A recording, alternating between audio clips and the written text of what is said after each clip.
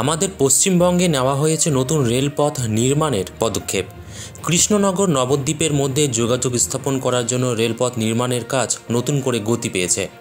কৃষ্ণনগর নবদ্বীপ ধাম rail লাইনের কাজ শেষ হলে উত্তরবঙ্গের সঙ্গে যোগাযোগ অনেকটাই সহজ হবে। বিশেষ করে শিয়ালদা ও বনগাঁ থেকে রানাঘাট কৃষ্ণনগর হয়ে ভাগীরথী নদী পার হয়ে নবদ্বীপ ধাম স্টেশন থেকে সরাসরি উত্তরবঙ্গে পৌঁছে যাওয়া যাবে খুব সহজেই। যার জন্য জমি কেনা বাদ দিয়ে শুধুমাত্র রেল লাইন ও অন্য প্রয়োজনীয় পরিকাঠামো তৈরি করতে প্রায় ২৫০ কোটি টাকা বরাদ্দ করা হয়েছে, জানাচ্ছেন রেল কর্তৃপক্ষ।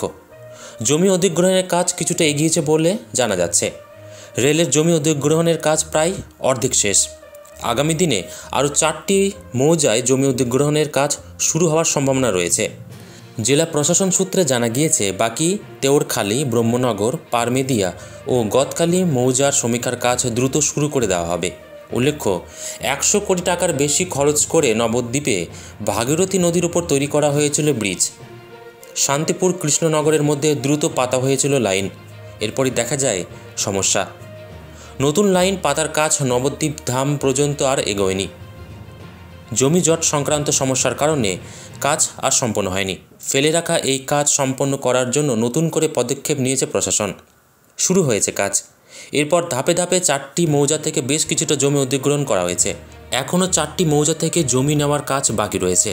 এই জমি জট কাটিয়ে এই রেলপথ চালু হওয়া যে এখন কেবলমাত্র সময়ের অপেক্ষা।